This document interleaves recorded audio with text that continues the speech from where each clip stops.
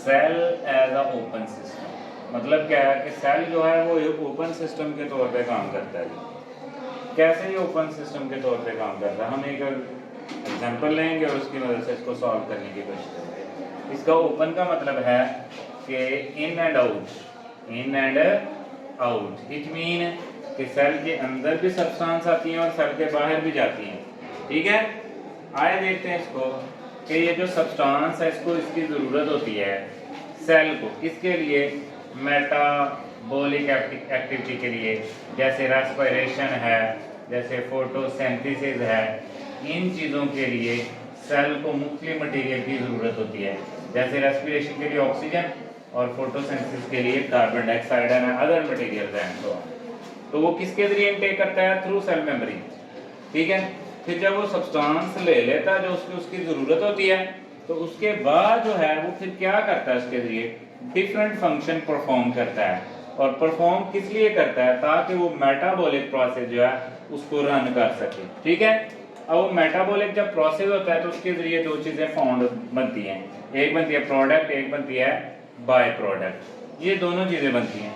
अब वो प्रोडक्ट को क्या करता है? यूटिलाइज करता है, इस्तेमाल करता है अपनी ज़रूरियात के लिए, या इस्तेमाल कर लेता है या ट्रांसपोर्ट कर देता है टू द अदर सेल, दूसरों सेल के लिए। ठीक है, उसके बाद इसके अलावा बाई प्रोडक्ट्स होती हैं। बाई प्रोडक्ट्स को भी क्या करता है? स्टोर करता है या अपने सेल से उसको क्या कर देता है? खारिज कर देता है, क्योंकि उसके लिए वो एक्स्ट्रा होती हैं, फालतू होती हैं। अब जैसे हम प्लांट सेल के एग्जांपल लेते हैं, ये प्लांट सेल है, इसके अंदर होनी होती है ये आपकी फोटोसिंथेसिस, और वो किस में होती है? ये आपकी क्लोरोप्लास्ट के अंदर। अब फोटोसिंथेसिस के लिए एक तो सनलाइट चाहिए, इसके अलावा कार्बन डाइऑक्साइड चाहिए और वाटर चाहिए। ठीक है, ये जो कार्बन डाइऑक्साइड और वाटर है ये सेल में दाखिल होते हैं। ठीक है, स्टोमेटा के जरिए फिर सेल मेम्ब्रेन से ये क्लोरोप्लास्ट के अंदर इंटर होते हैं, वहाँ पर फोटोसिंथेसिस का अमल होता है। और इस फोटोसिंथेसिस के अमल के जरिए जो है वो दो चीज़ें पैदा होती हैं, जैसे ग्लूकोज पैदा होता है और प्लस जो है वो ऑक्सीजन। अब जो एक्स्ट्रा ऑक्सीजन है वो बाई प्रोडक्ट है, उसको बॉडी से क्या कर देता है? वो सेल खारिज कर देता है, इसको पहले रेस्पिरेशन के लिए यूज कर लेता है। और जो ग्लूकोज है इसको भी बॉडी में क्या कर लेता है? जो पेरेंकाइमा सेल्स वगैरह उनके अंदर स्टोर कर लेता है और बाकी दूसरे सेल की तरफ जैसे सोर्स से सिंक की तरफ जो है उसको मूव करवा देता है। इसी तरह अगर हमें एनिमल सेल की बात करें तो इसके अंदर भी बहुत से ऐसे मटेरियल हैं जो जी इन और क्या होते हैं? आउट। जैसे इसको ऑक्सीजन रिक्वायर होती है, किसके लिए? रेस्पिरेशन के लिए, खुराक की डाइजेशन के लिए। वो जाती है तो खुराक डाइजेस्ट होती है, तो फिर एटीपी की फॉर्म में स्टोर हो जाती है, फिर वो बॉडी के डिफरेंट पार्ट्स की तरफ क्या करती है? मूव करती है। और एक्स्ट्रा जैसे कार्बन डाइऑक्साइड है उसको सेल मेम्ब्रेन के जरिए ये खारिज कर देता है।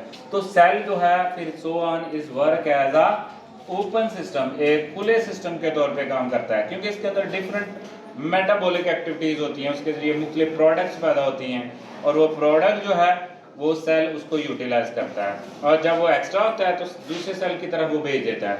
इसी तरह जो बाई प्रोडक्ट होती हैं, बाई प्रोडक्ट बेसिकली वो प्रोडक्ट होती हैं जो सेल जो है मेन प्रोडक्ट नहीं होती, इसके अलावा साइड, जैसे फोटोसिंथेसिस के अंदर ग्लूकोज जो है वो मेन प्रोडक्ट है और जो ऑक्सीजन है वो क्या है?